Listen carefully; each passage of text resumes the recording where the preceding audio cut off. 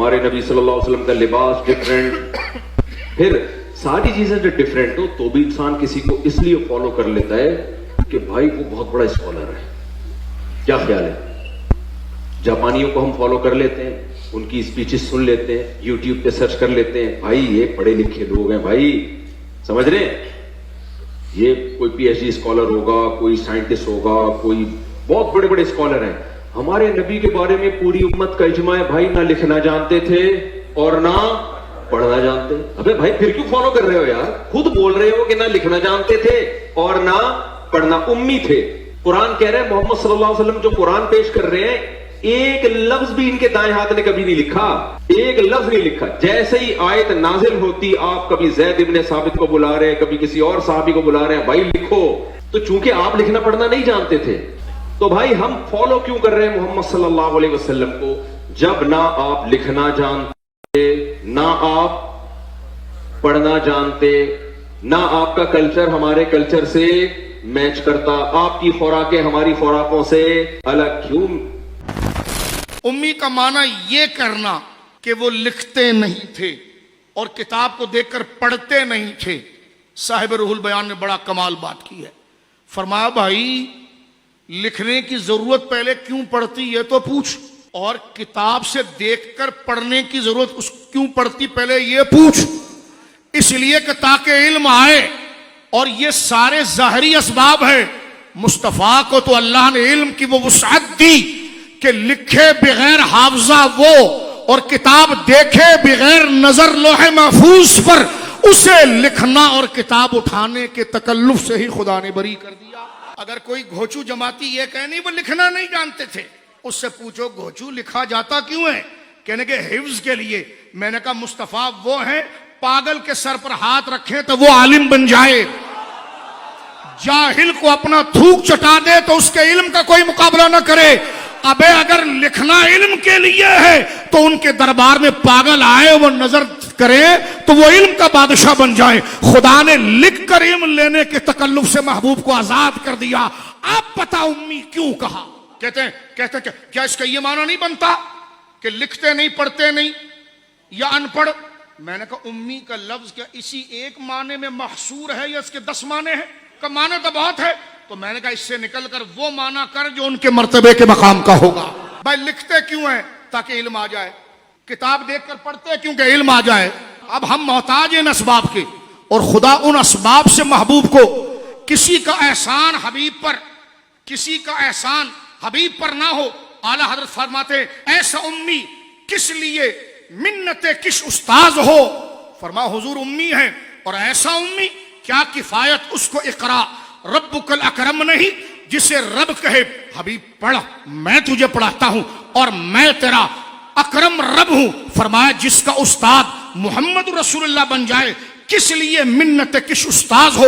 اسے کسی استاد کا احسان اٹھانے کی ضرورت کیا ہے جس کو اقرا بسم ربک الذی خلق وعلمک ما لم تکن تعلم وکان فضل اللہ علیک عظیما کہہ کر جب رب خود علم دے دے تو اسے کسی استاد کا احسان کیوں اٹھانا ہے؟ اور امی اسی کو کہتے ہیں کہ جس کا استاذ نہ ہو، اور مصطفیٰ وہ ہے کہ بغیر استاذ کے رب نے سب کچھ پڑھا دیا ہے. بچے اسکول کے خاص طور پر توجہ کریں، بچے اسکول کے خاص طور پر توجہ کریں. میری گفتگو کو پوری سن کر نتیجہ نکالیے گا.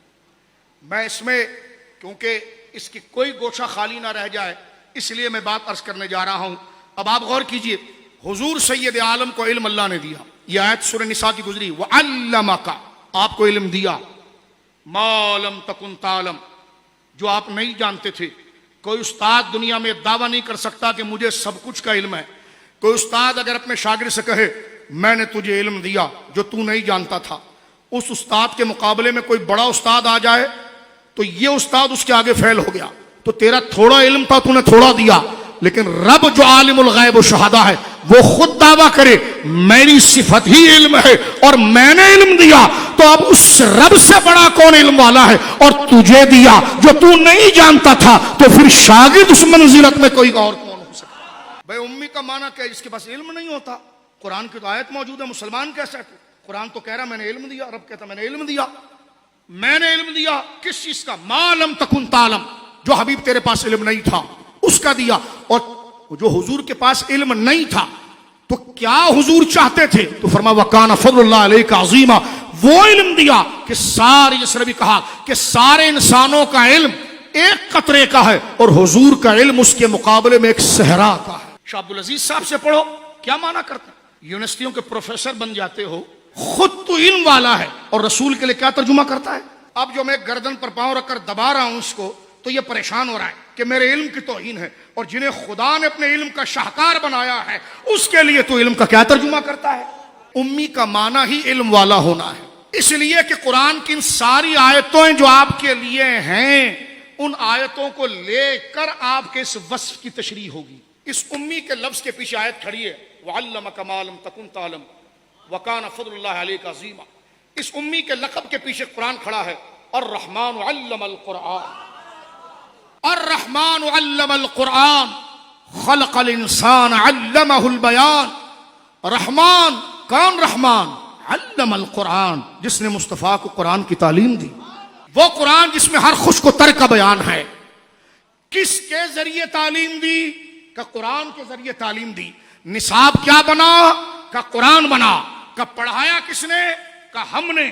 پڑھانے والا عالم الغیب شہادہ، جس کتاب سے پڑھایا وَكُلَّ شَيْءٍ أَحْصَيْنَاهُ فِي إِمَامٍ مُبِينٍ، اس کتاب سے پڑھایا جس میں سارا علم تھا، تِبْيَانًا لِكُلِّ شَيْءٍ، ہر چیز کا روشن بیان تھا۔ پڑھانے والا عالم الغیب، جس کتاب سے پڑھایا وہ ہر علم کا بیان ہے، اور جسے پڑھایا وَكَانَ فَضْلُ اللَّهِ عَلَيْكَ عَظِيمًا۔ اب بتا، پڑھائے خدا اور جس کتاب سے پڑھایا جائے وہ علم کا شاہکار، جو پڑھانے والا ہے علم اس کی صفت ازلی، اور جس کو پڑھایا جا رہا ہے مخلوق میں ایسا فرد نہیں۔